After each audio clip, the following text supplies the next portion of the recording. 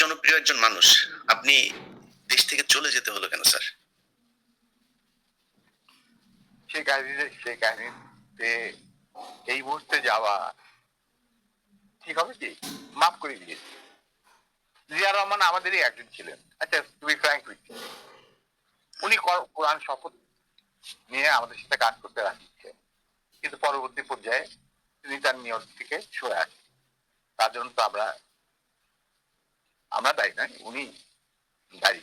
এবং যদি ভালো করে থাকেন সেটা প্রাপ্য তিনি হয়তো পেয়েছেন, যদি খারাপ করে থাকেন সেটা আমাদের সাথে না চলায় যদি তার কিছু খারাপ হয়ে থাকে তার জন্য তো আমরা দায়ী। তবে হ্যাঁ, একটা সময়ে আমি যখন চিনেছিলাম রাষ্ট্রপতি, তিনি আমার বাবা কিন্তু জিয়া রহমানের ক্যাবিনেটের সিনিয়র মিনিস্টার পদে নিযুক্ত ছিলেন। কারণ আমার বাবা মনে করতেন যে আমরা জিয়া রহমান সব এক, কিন্তু উনি ভেতরে খবর জানতেন না। জিয়া রহমান যখন দেখলো যে তিনি সেনা পরিষদের প্রায় 4,000 লোককে মেরে ফেলেছেন, তার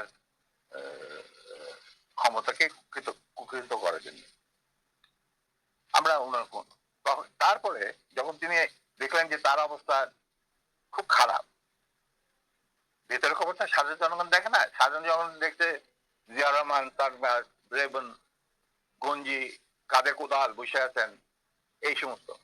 কিন্তু ভেতরে যে কি হচ্ছিল আসল ক্ষমতা কেন্দ্রে, সেই সম্পর্কে সাধারণ জনগণ জানারও কোনো স্কোপ ছিল না, তারা জানতেন না। সেখানে তার অবস্থা ছিল নরবলে, কারণ ওখানে তিনি ডিভাইড এন্ড রুল নীতি প্রয়োগ করেছিলেন, যেটা খুবই মারাত্মক একটা হুমকি ছিল তার জন্য। তিনি হয়তো বুঝতে পারেন না। তিনি যখন রাষ্ট্রীয় সফরে আসেন, আমার বাবাকে deputy head of the delegation করে নিয়ে আসলেন এবং আমাকে বললেন যে লেট ফরগেট এন্ড ফরগিভ, তোমরা আমাদের পাশে তারা। আমরা বললাম স্যার, এটা আপনার পক্ষে, আপনার বললেন যে আমি কৃতার্থ, কিন্তু আমার মনে হয় আমাদের পক্ষে সেটা সম্ভব। কারণ এর জন্য সম্ভব না, আপনি আমাদের সহকর্মীদের রক্তে যে রক্তক্ষরণ ঘটিয়েছেন, সেই রক্ত মারিয়ে আপনার পাশে যদি গিয়ে দাঁড়াই, প্রথম গুলিটা আমাকে খেতে হবে, মুনাফেক আমি আপনাকে বাঁচাবো, বা আমরাই বা আপনাকে বাঁচাবো। সে রাস্তাটা আপনি বন্ধ করে দিয়েছেন। এটা কত সালে স্যার? এটা যে জিয়া রহমান কোন সালে গিয়েছিল, মনে হয় 81। 76 না 77, সামথিং লাইক দ্যাট। ওই যে ওনার একটাই রাষ্ট্রীয় সভা ছিল চীনে, তুমি দেখে নিতে পারো, আমার বইতে লেখা আছে। আচ্ছা, 77 এবং তার সাথে যে আমার কি ডায়ালগ হয়েছে 1 to 1, যেটা আর কেউ উপস্থিত ছিল না। পাশের ঘরে অবশ্য বেগম সাহেবা ছিলেন। স্যার আরেকটা জিনিস পরিষ্কার হয়েছে, স্যার আপনি কি একটা বলছিলেন যে কোরআন শপথ করা হয়েছিল, মানে কি মানে আমি বলি, শোনো, এই যে সেনা পরিষদ, আমরা যখন ভারতে যুদ্ধ করছিলাম তখন আমরা বুঝতে পারলাম ভারতের গেম প্ল্যানটা, তাদের একটা সুদূর প্রসারী চক্রান্তমূলক একটা পরিকল্পনা রয়েছে বাংলাদেশকে প্রথমে ক্লায়েন্ট স্টেট, তারপরে অঙ্গভূত করা, সিকিমের মতো। আর সেখানে লেনদুদ্দি ছিলেন, আমাদের মুজিবুর রহমানকে বানানো হলো তাজউদ্দিন, পরে মুজিবুর রহমানকে বানানো হলো সেই লেনদুদ্দি। এটা যখন আমরা বুঝতে পারলাম, তখন সমমনা কমান্ডার যারা পলিটিক্যালি কনসিয়াস ছিল ছাত্র জীবনে, ধরো পরবর্তী জীবনে, তখন আমরা বললাম যে আরে আমাদের তো আসল যে যুদ্ধ সেটা তো হবে স্বাধীনতার পর। ভারতের আগ্রাসী মনোভাব নিয়ে যখন বাংলাদেশকে গিলে খেতে যাবে, সেইটার বিরুদ্ধে আমাদেরকে লড়তে হবে। তার জন্য আমাদের প্রস্তুত থাকতে হবে, প্রস্তুতি এখনই গ্রহণ করতে হবে।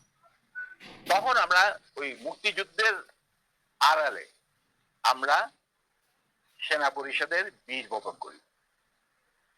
তো তোমার মনে থাকার কথা, যদিও Zia Rahman declaration of independence দিয়েছিল, প্রথমে তিনি নিজেকেই অস্থায়ী সরকারের প্রধান হিসাবে